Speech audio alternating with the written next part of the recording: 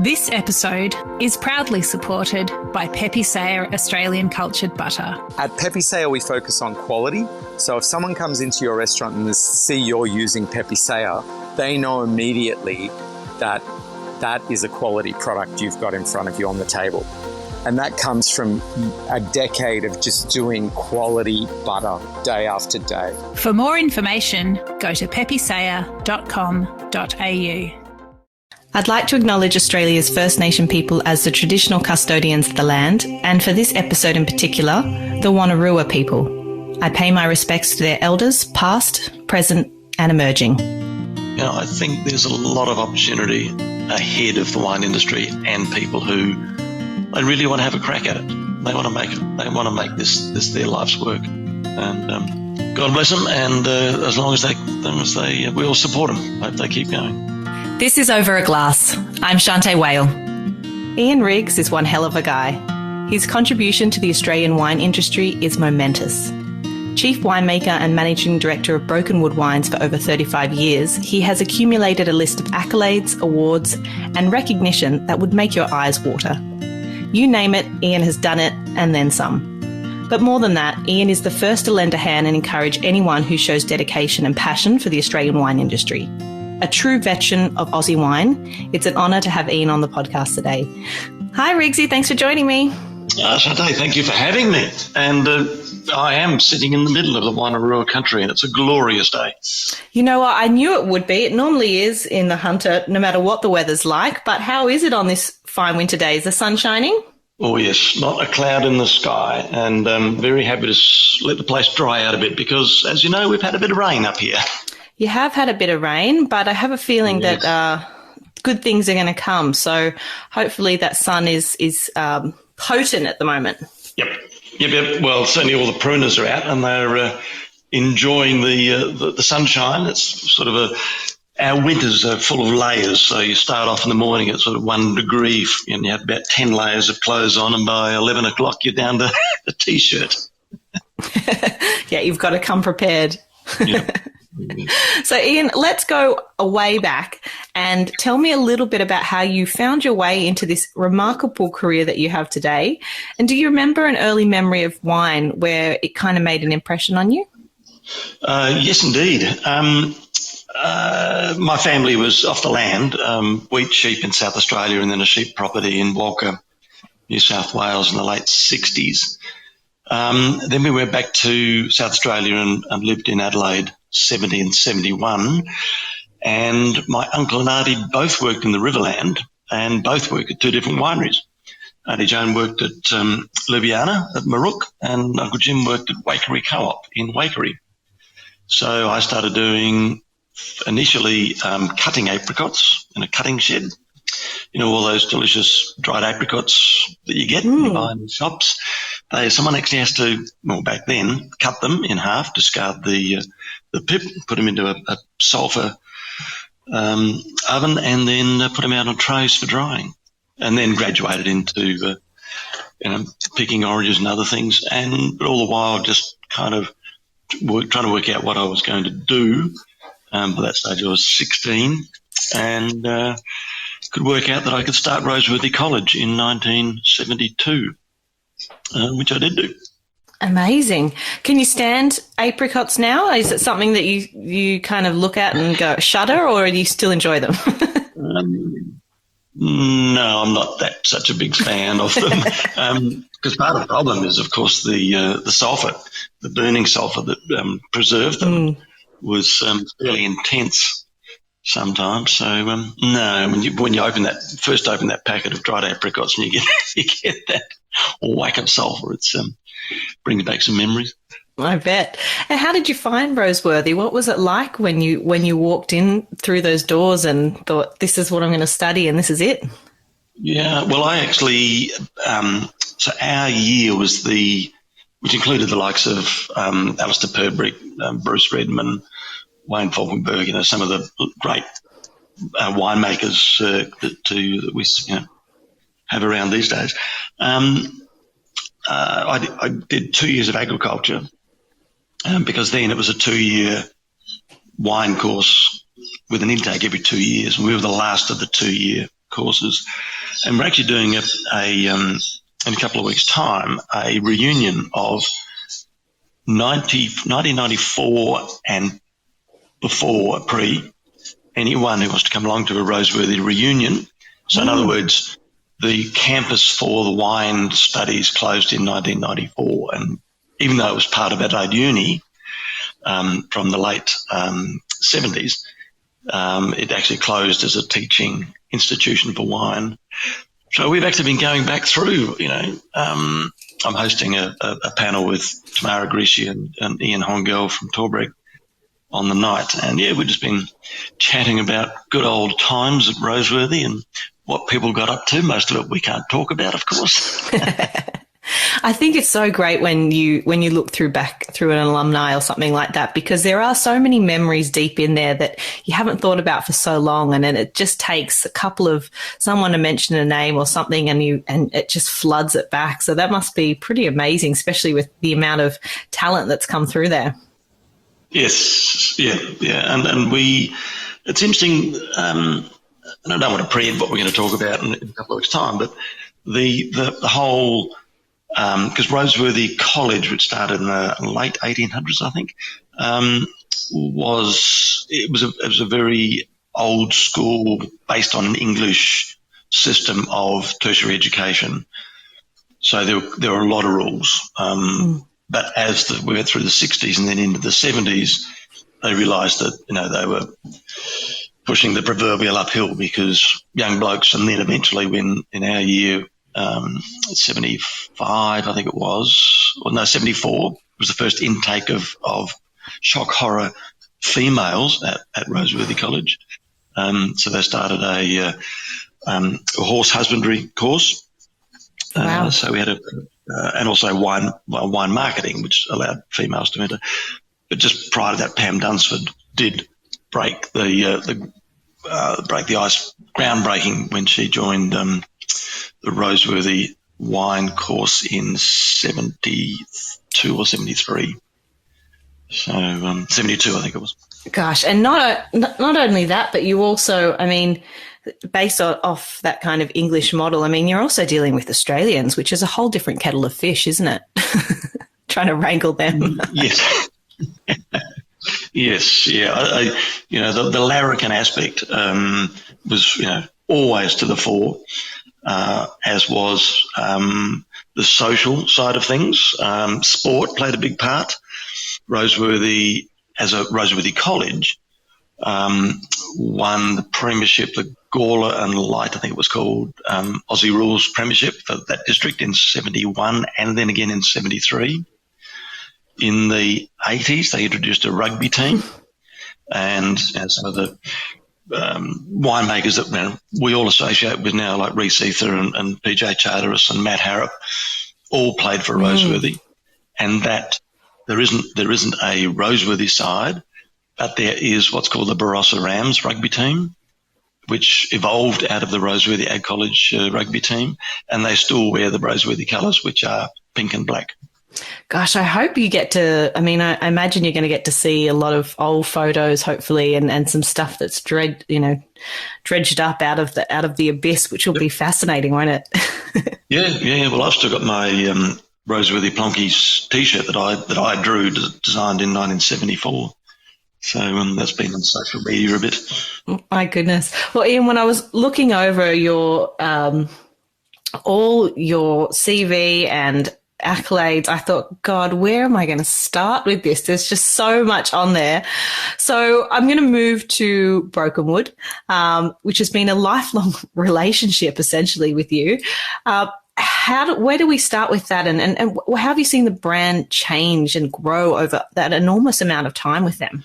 It's been a journey, and it's been a fabulous journey. There's no question about that. Some fabulous people. The camaraderie that the shareholders have. It's still a privately owned company. And as an example, we've just had our 38th graveyard lunch. Our first one was in 1984. We didn't have one in 2020. And that's where we provide lunch for all our members on our mailing lists and their guests. And I think we had something like 70 or 80 staff shareholders and children of shareholders working on the day. And it's one of those unique coming together of a common cause, and we all enjoy it, and everyone has a lot of fun. And our members and our people who come along to the day can see that Brokenwood really is a very unique family. So, and that goes right back to the get-go when James Halliday, John Beeston and Tony Albert bought the land in October 1970, and just the three of them. And knew nothing about. They drank a lot of wine, obviously. Cohort, Len Evans, and the Bulletin Place front row from 1968 onwards. But Halliday used to visit this area with his father in the 1950s. So the three of them, then the three became nine in 1978 when they bought the Graveyard Vineyard off Hungerford Hill.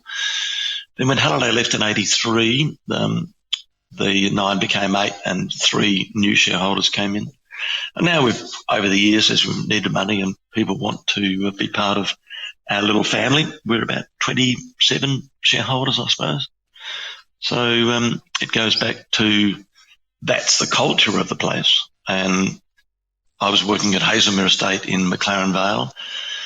It just won the Bushing King Trophy with heaven forbid, a Chardonnay, the Claren Vale Chardonnay, which then did go on to win other trophies in Adelaide and Canberra. It was asked to come up and build a new winery and put Brokenwood on the path to expansion, because it was basically a red wine operation, and I wanted to make white wines. So, made the big move packed the car and made the big move from South Australia to good old Cessnock. I mean, it's remarkable for any privately owned business to be that successful for so long. What do you think makes Brokenwood what it is? And you talked about that kind of culture. What do you think makes Brokenwood so unique and so resilient? Well, part of it has to do with wine quality, and this is not me having a big head, but over the years, right from the get-go, it was all about wines that people could relate to, could drink on a daily basis. And it's interesting. I'll give you an example. Recently, I was looking through the second-hand. There'll be a lot of auction sites in Australia, the secondary market, and I was looking through a list of wineries, and doesn't matter what auction site it was, and they have all the wineries listed by alphabetically, and there was probably 200, 300, 400 wineries on this list, except no Brokenwood. And this happens time and time again, that I'll look at an auction and there might be one bottle of Brokenwood or half a dozen. Occasionally there's more, whereas there'd be, of another certain winery, there'd be pages and pages and pages. And that's, in the secondary market, you also want to have, your price and your reputation built year after year and vintage after vintage. But it also tells me that people really enjoy drinking the wine that we make. And, you don't see it back on the auction scene time and time again, So we make wine that people want to drink. We make, and it's boring, cliche to say, consumer-friendly wine, but we stick to, if we're making Hunter Semillon or Hunter Shiraz, that's the style we make. Hunter Shiraz being light, medium-bodied, maybe sometimes light-bodied. Hunter Semillon, low alcohol, drink it young or age it. We take fruit from Orange, from Beechworth, from McLaren Vale, and the wines we make represent those regions truly. And people, really enjoy drinking those wines. After all, that's what it's there to be there for, isn't it? It's there to be drunk, enjoyed, absolutely, laughter. Absolutely. Yeah. So through the 80s and 90s, when we were building Brokenwood, so when I arrived at the end of 82, I think the 82 production was probably in the order of 1,500 cases, maybe 2,000 cases. And, now we're a 100,000 case brand. But it's been built up very slowly over many, many years. And as tastes and fads and fashions change, we've hung in there. So in the early 2000s, we were building our cricket pitch white, which is Sauvignon Blanc and Semillon blend, to fairly substantial size. And then, of course, the trade agreement with New Zealand came in, and Australia got hit with a avalanche. So some people actually went from tens of thousands of cases of a Sauvignon Blanc blend to almost nothing. We probably took a big hit and halved our production, but we hung in there. We kept making the same style, and we kept true to our style of wine. And we're almost back to where we were in 2000, which is, you know, people associate and trust the brand. I think that's so true. Even when you discuss, perhaps, you know, there was your amazing cellar door rehaul recently, and when you bring that up, or anyone talks about going to the Hunter, it was always brought up that everybody wanted to visit the new cellar door because the old cellar door had such amazing memories for them. And you kind of see people kind of glaze over and talk about, oh, remember that day we walked into the cellar door and then we just thought we'd go in for a quick tasting and we were there for an hour and a half, and then, you know, we got these other wines open, and you can just see how much the connection they had to the brand from that one experience. And so the curiosity of the new cellar door, which only gets amazing reviews, means a lot to them. And you've traveled quite a bit. So who drinks Brokenwood wines other than Australians? Do we see it, you know, in the international market as well? Surprisingly, yes. It is. Brokenwood is my expression is Brokenwood is a major exporter of insignificance, or an exporter of major insignificance. You know, we have had such a strong domestic market that we have never had the need to flog booze overseas at great rate of knots, or where we're, you know, not making any money. Surprisingly, in the wine industry, making money is sometimes hard to do, and when you're in export, it gets even harder. So when you had things like, even going back to 87, the market crashed in 87, and, you know, through the 80s we were big in the UK, and then that collapsed, and then we did well in Canada, and then that collapsed, and then we did well in America, and that collapsed. And more recently, through the GFC in 08, 09, and what's happened with China, you know, it hurts, but it's not a massive hit to either our production or our bottom line, because we've invested so heavily in the domestic market. You know, we've done the wine dinners, we've fronted wine stores, we've been there talking to people, we have a loyal following. And, you know, some of the silly things we used to see with export was people would, you know, sell to the domestic market saying, well, you know, we sell all our wine export, but you can have this amount.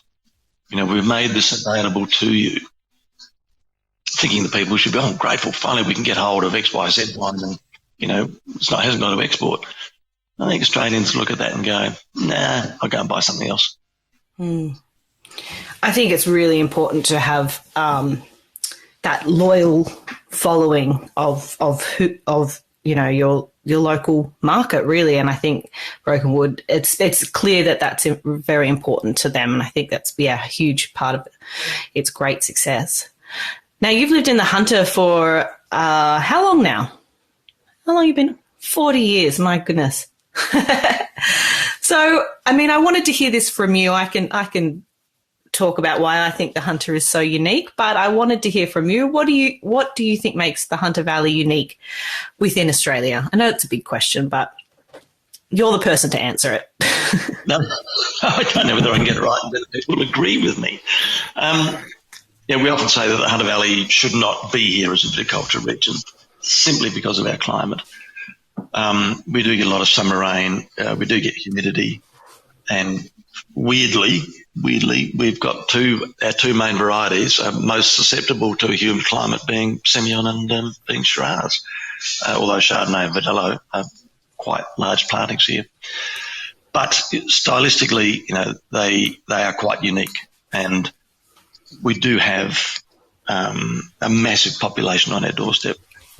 And certainly in the last couple of years during the pandemic, and we won't mention the C word, but during the pandemic, we've had great support from our local population, being Central Coast, being Sydney, and then as people were travelling intrastate, we're getting great support from the regions, so out west, Newcastle and further north. So we've always had that strong interest in the Hunter, people visiting the Hunter, being attached to it. And the winemakers, certainly in my last 40 years, have stuck to their guns in a traditional sense, in the styles. But also you see the likes of Usher Tinkler and Matt Burton coming through now, challenging traditional styles and making some terrific wine. So we're not just a one-trick pony. We do have different styles. Got Andrew Margan out at Broke, one of the first Albarinios to be released, using Mourvedre. Mike Adulius using Touriga. And we all support each other. We are, because when I arrived here and I went through, rows with him, my memories were of every lecturer basically telling everyone that the Hunter Valley should not exist and the Hunter Valley wines were rubbish, and, how do you make good wine out of, when it rains and you're just sort of sloshing around in mud all the time. And the 1970s was a very wet decade, so you can probably understand that. But when I was offered the job, part of my thinking was, well, I was told all this about the Hunter Valley. I have seen some terrific reviews about what Hunter's done over this was, say, 1982, over the last 20, 30 years. Can't be all that bad. And when you get here, you meet the people and you meet the grape growers and you form your group of winemaker mates, and we all get on. There's no question that we all get on and we all support each other. You think, well, what we have here is pretty unique, and we're going to keep going. We're going to keep surviving, and we'll try different things, try different varieties, but Semillon, Shiraz, Chardonnay, Vidal, we're going to stick to our guns and make the best wines we can. And I think the consumers appreciate that. Yeah, definitely that strength. I mean, when I think about the Hunter, I think about some really successful brands, but I also really think about it's a force to be reckoned with in terms of its strength and its varieties, but then also the people behind it. And I think that's made a huge impact that, even the people that are pouring wines at the cellar doors, the experience that people get, the infrastructure that's there to host, wonderful concerts and things like that. But when people still go to cellar doors, they have a great time. And I think, that's testament to people caring so much about that wholesome experience of driving up, being in a regional town and saying, I want to go and do some tasting because it's something I won't forget. But, and you see that if anyone's ever worked in the Hunter, a winemaker, for the rest of their lives, you can see it means something so important to them. And I think that's a beautiful reflection on what you and everybody else has created up there. I want to talk a little bit about show judging. You've judged, God, I'm sure that you've lost count as well, international, domestic shows all over. What's the significance of the show judging system in Australian history? Very, very important. The first, you go back to the early 1800s. The wine industry was centred around Sydney and then Parramatta and out to Camden. Hunter Valley sort of kicked off. We take 1828 as our starting point here, and I'm chair of the 200-year committee.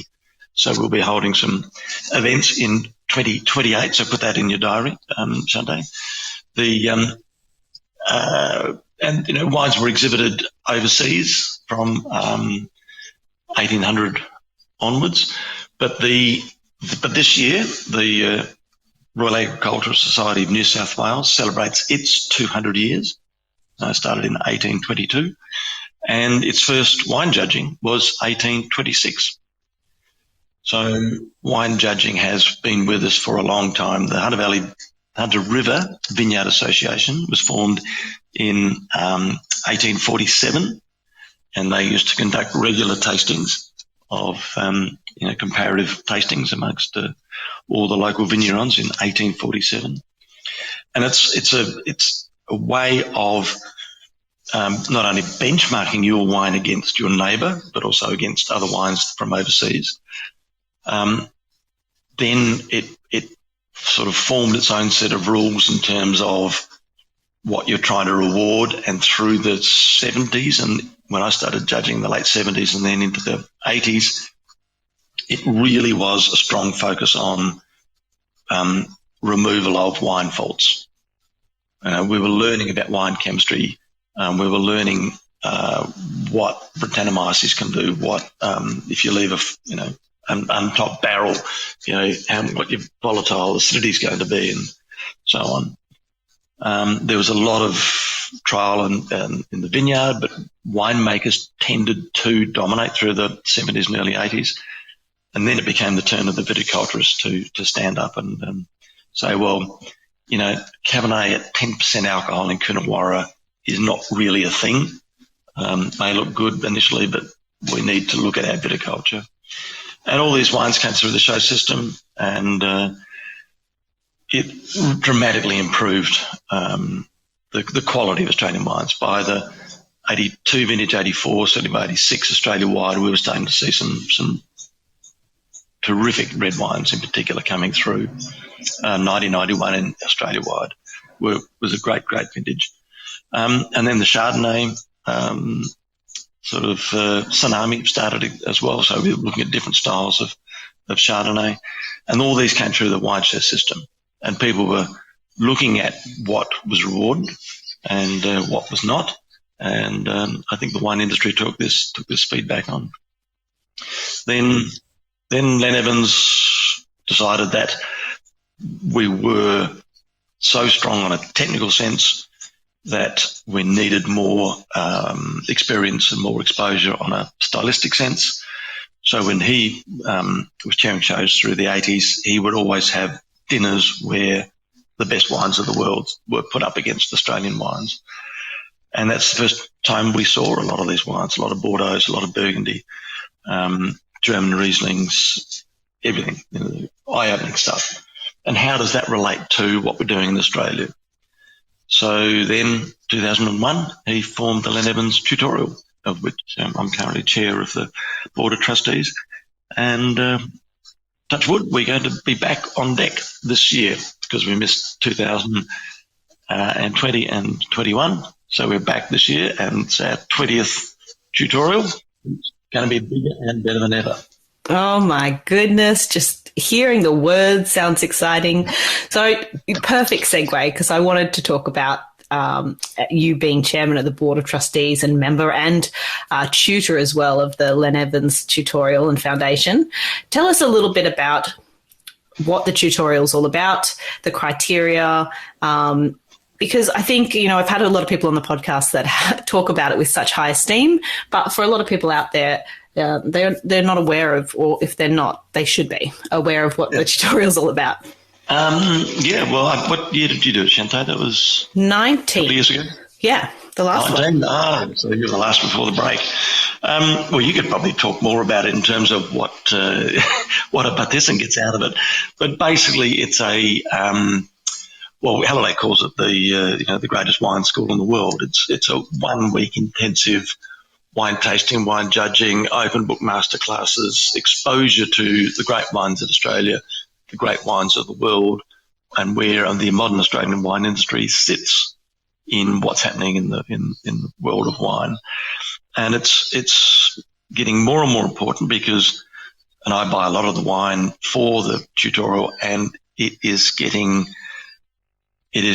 achingly obvious that some of these wines are getting so expensive that probably the only way some of these wines are going to be open and tasted is at the Len Evans Tutorial, and we're talking thousands upon thousands of dollars a bottle for white Burgundy now. It's just extraordinary. Luckily, we have a good cellar, and luckily the tutorial has a lot of very generous donors that support it and enable us to put the tutorial on every year. So it's only 12 scholars. Applications will open for 2023 in May next year. And we have our current 12, and we've got a carryover from the ones we selected last year. hoping that we were going to have one last year, but of course didn't happen, so they get carried over. And it's, as I say, we've introduced a new judging bracket this year, so we're doing Riesling along with Chardonnay, Pinot, Shiraz and Cabernet, and these are 30 wines from all over the world.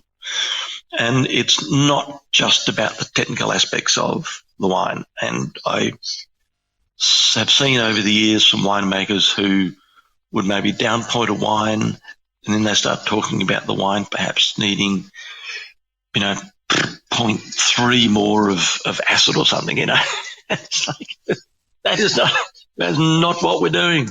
This is how does that wine sit in all the other wines that you've tasted ever, not just the wines around it.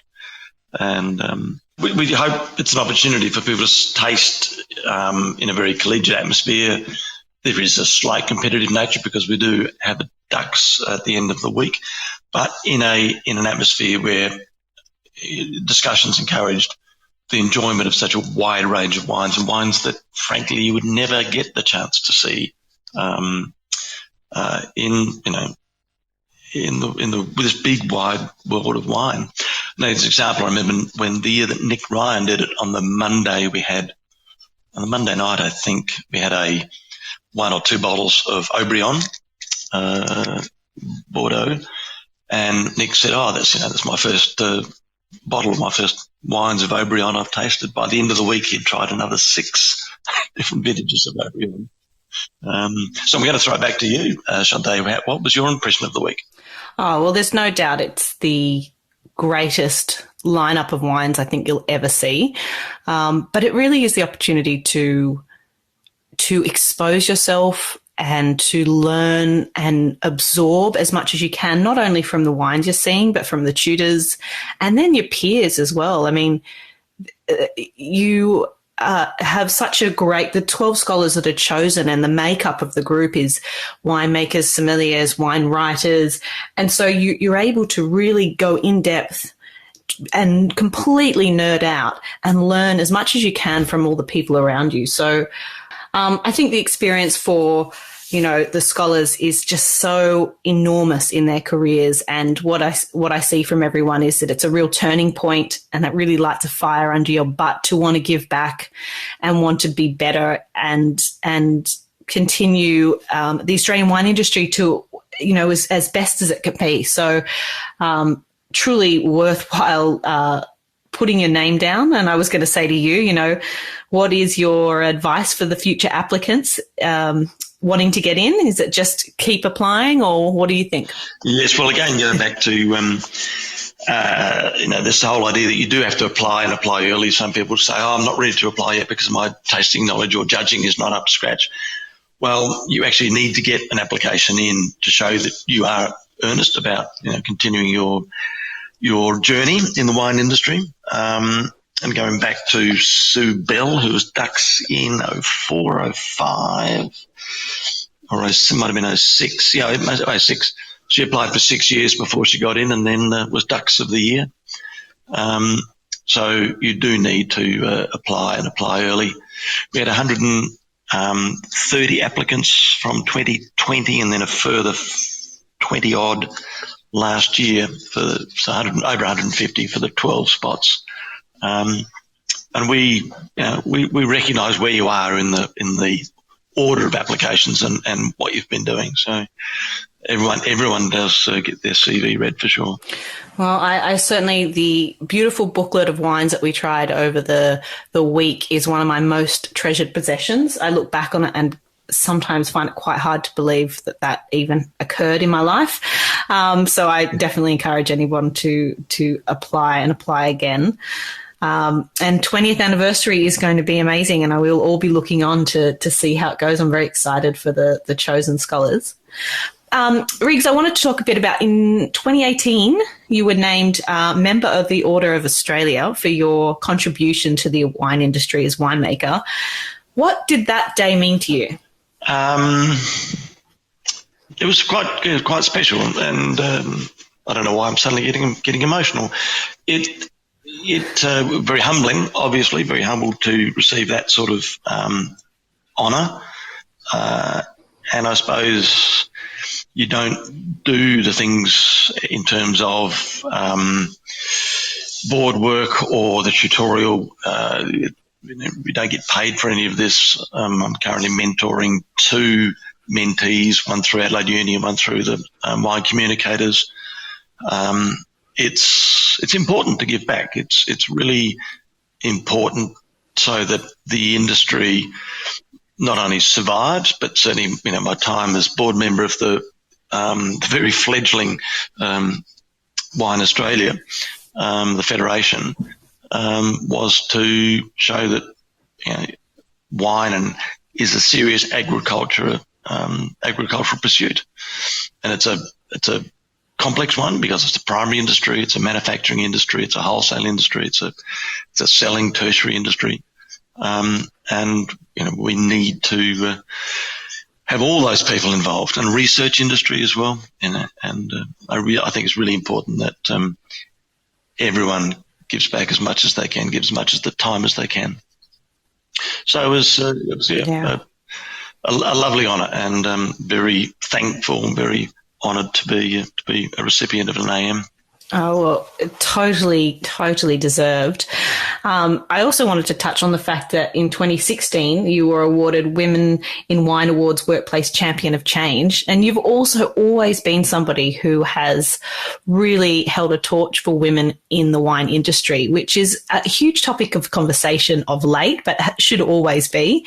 How have you found being that person and being that kind of spokesperson for women in the wine industry over the years? Well, I think coming out of the 70s and 80s, it was such a male-dominated industry that something had to be done. And the Brokenwood as a workforce always had such highly qualified and strong women involved that Workplace Champion of Change came about because we were, and probably still are, 70% female employees, and all our management positions are split pretty well 50-50 across the board. And it's just the way we evolved. Our winemakers at Brokenwood, from Fee Purnell, Caroline Dunn, who used to come and did vintage, about 5 vintages with us, Kate Sturgis at the moment.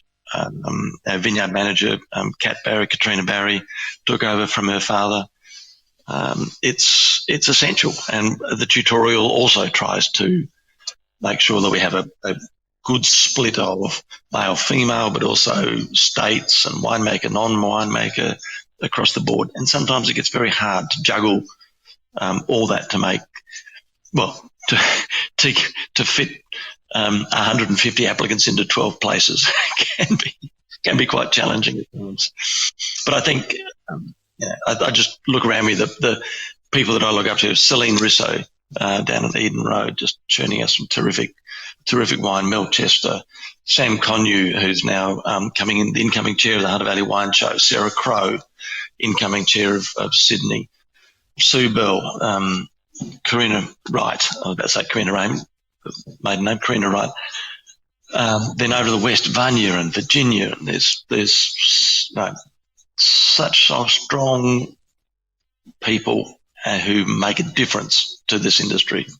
100%. And we're all better because of it. We're all better for the diversity of the whole industry, aren't we? Yes. Totally. So one of the people I'll just quickly mention, your boss, or an old boss, not old boss, previous boss, Amanda Yallop. I love judging with Amanda. Absolutely. Takes no prisoners whatsoever. Very true. She's ferocious, and will always be my mentor and very good friend. And you're right, she's a force to be reckoned with, but bloody good company as well. Love judging with her. So everything that you have achieved in your career thus far, what do you love most about this industry, Iain? What keeps you just doing as much as you do and giving back as much as you can? What is the take home at the end of the day that you think that maybe after all these years you sit and think, this is why I do it? I think the maintains the collegiate nature of this industry is very important. And just going back to Roseworthy and when Roseworthy stopped functioning as a campus, one of the things we're going to talk about in a couple of weeks is this whole collegiate nature of the industry. And nowadays you have graduates coming through who probably never set foot on a campus or actually never lay eyes on their fellow students of that year. And I do wonder how that's going to fit into the future of the industry, because at the moment, a lot of the Roseworthy people that I've mentioned, Tamara, PJ, Reese, Reed down at Kaysler, all worked together, grew up together, played hard together, and always at the end of a phone call. And that's one of the great things about the industry. You can pick the phone up and speak to anyone in the wine industry about any problem that you have, and they're willing to talk to you. So I think keeping that collegiate nature is important. I think quality is important, and that's in the future for our exports, really is to keep delivering the highest possible quality wine at the best possible price. One day, our overseas markets will acknowledge our premium wines, not just Grange and Hill of Grace, but other wines deserve to have a $300, $400, $500, $600 price tag. And I think that's something that will happen, and we just have to keep working at it. But I see the next generation coming through. So just here in the Hunter, in the recent weeks, we've had Aaron Mercer open a new cellar door. We've had Richard Doan from currently Bimbadgen open a new cellar door for his John Wallace wines. PJ and Chrissy for the Charteris wines, a new cellar door. Wren Wines, she has just opened a new cellar door along with, Usher Tinkler and the Matt Burtons of this world. And I think that's exciting. I think there's a lot of opportunity ahead of the wine industry and people who they really want to have a crack at it. They want to make it. They want to make this their life's work. And God bless them. And as long as they, we all support them. I hope they keep going. Yes, and that is such a big part of your personality and your aura is that, to bring everybody up, we've all got to get together and you've always been someone that's so accessible, happy to take a phone call, happy to have a chat about whatever it may be. And, it's like having a big family spread out across all of Australia, really, which is something I'm very thankful for. And you've been a huge part of that. So now, Iain, I do want to ask, so I find out a little bit more about you. If you could only drink 3 beverages for the rest of your life, alcoholic beverages, what would they be and why? This old chestnut. Thank God it's not that bloody desert island wine question. At least I get to have a range. I've got to fess up that I'm actually, we are a gin and tonic household. We're lucky to have a big orchard at the back of us, so I do a lot of dehydrated blood orange and limes and lemons and oranges and just love having gin and tonic. And if I could just have Tanqueray, a cupboard full of Tanqueray, that would be my dream start. In terms of wine, probably Pinot, not just limited to Burgundy, but Australia, New Zealand, Oregon makes some marvellous Pinot styles. Burgundy, probably have a cupboard full of Burgundy, but I can't afford it, so this is a wish list. Can't afford Burgundy anymore. And then thirdly, something to finish with, something that's always in stock in our household and always on the shelf is 16-year-old Lagavulin Islay whiskey. It's there's always a bottle just sitting there ready to just finish the night with. Absolutely. So I'll go with those 3. I love that. Look, we're on the same kind of path there, Iain. I have to say, I can't go past a gin and tonic and Pinot of all forms, and then that if you're going to go peaty kind of whiskey, the Lagavulin is such a well-rounded one, and Yes. Nicely done. Yep. Full of class you are. That's been fun. Thank you. Oh, Mr. Riggs, it's such an honour to have you on. It's a true pleasure to have your company. I will take it wherever I can get it. And thank you for spending part of your day with me. And I can't wait till our paths cross soon, which I think they will. And thank you again. It's always a pleasure. Shanteh, absolute pleasure, and all the best for the upcoming few weeks now. Yeah, yep. The world is a-changing, and we gotta go with the flow. So that's what I plan on doing. Good on you, mate. Good on you.